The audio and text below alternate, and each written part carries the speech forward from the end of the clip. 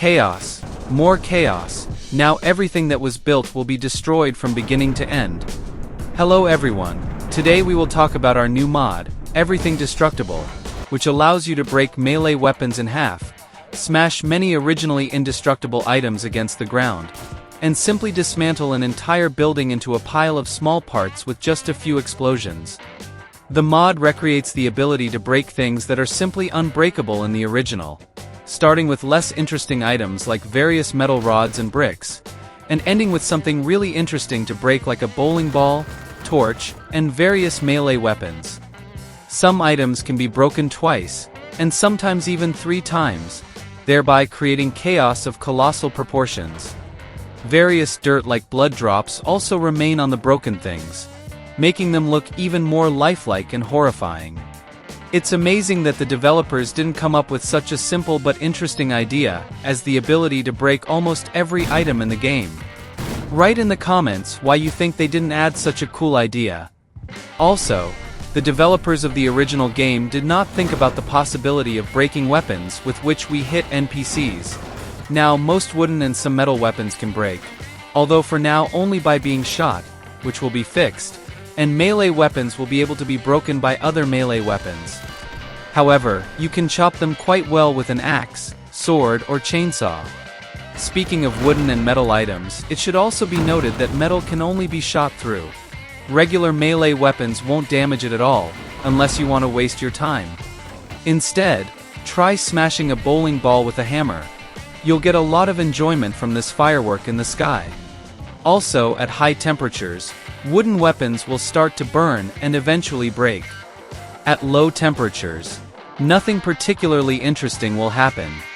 For convenience in building, you can simply copy or save the desired fragment or even several, so you don't have to break the same item every time for a small decoration in your build. The decorations themselves are perfect for many scenes, from some alley to a scene from a post-apocalyptic world. The mod has a couple of small but very pleasant features, like changing the collision of items when they are destroyed. For example, if you break a barrel in half, you can put different things inside it. Various metal rods will have a hole that will eventually break through. For example, to break a bulletproof sheet, you'll need 50 bullets. And the structures with melee weapons are explosion resistant, so they won't explode immediately from grenades, but will first get a mark from the explosion. But what if you don't need to destroy weapons and items from the mod yet? The context menu comes to the rescue. By right-clicking on the item you need, you can see a new function called Indestructibility in the familiar menu. With its help, all the mod's changes are completely annulled until you activate them again by pressing the same button.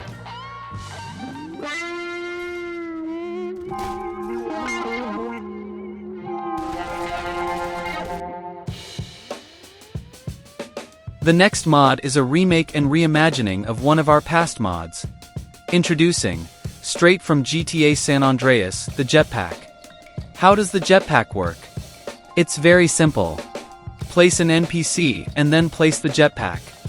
Attach the jetpack to the NPC's back and press the activation button on the jetpack, usually F. Then, use the mouse to guide the character in the directions you need. Initially, the jetpack could only be spawned together with CJ, but we eventually changed this to allow any NPC to wear the jetpack. In the previous version, there was an issue with launching the jetpack. You had to click on CJ's head to get the jetpack to start, which was extremely inconvenient. Now, you can easily adjust the jetpack for various flight scenes. By right-clicking on the jetpack while in flight, you open the context menu, at the bottom of which is the Set Fly Mode function, specially marked in green so you won't miss it. With this function, you can make the jetpack fly upwards or hover in place. It's important that your NPC has all limbs intact, because otherwise your legless character will still head off to conquer space. The jetpack attaches to the character quite abruptly, so put it on in an open area to prevent your NPC from tripping and breaking a pelvic bone. To remove the jetpack, right-click to open the context menu, then select Detach, and the jetpack will come off immediately. Alternatively, you can grab the jetpack with the cursor and shake it off the character. when an NPC wearing a jetpack is killed, the jetpack stops working but doesn't come off. And don't even think about shooting the jetpack. While we were making this video, a couple of important updates were made to the mod that will make your game more vibrant with destruction.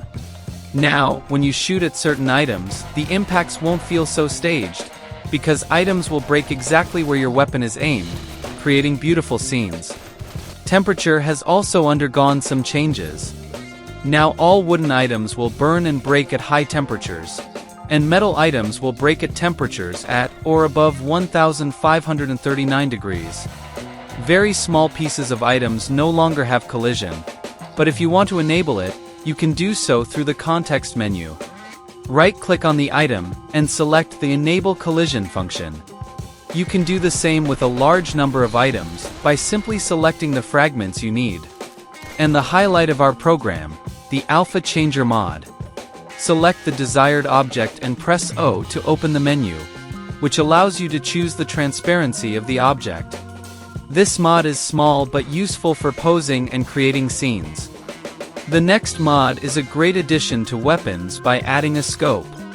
It's important to note that this mod only works with the MPW library. Without it, the mod won't function. In the context menu of some weapons, a new option appears. Enable it to activate the scope. This window can be moved around the screen to a convenient location, and the scope will show where your weapon is aiming. You can zoom in and out using the mouse wheel. The mod is small but quite useful for conveniently eliminating NPCs and breaking various objects at a distance. The last mod for today introduces invisible blocks that give various effects to your NPC's entire body. However, before spawning them, you need to know how to do it.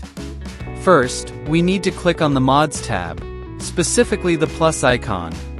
Then, click on the mod icon to open the list of triggers. To see the trigger zones, press the S key, making them visible. After this, you can freely place the blocks and see what happens to the NPCs standing within their range. Trigger cubes can also be moved and will stay or hang in any place you move them to. The mod contains 8 different triggers that can either cause irreparable harm or heal. Positive effects include the bone repair trigger and the warming trigger, while negative effects include the disintegration trigger, which shreds NPCs into pieces, the cooling trigger, which can freeze NPCs to death, the bone-breaking trigger, and the burning trigger. All these triggers are undoubtedly good and interesting, but there are some that will forever be etched into your memory. The last 2 triggers paint the NPC red and blue. You can freeze your NPC in parts, paint just their head, or simply tear them apart in 1 second. Trigger cubes only affect the body part that enters them. They will affect the whole body only when the entire body is within the cube.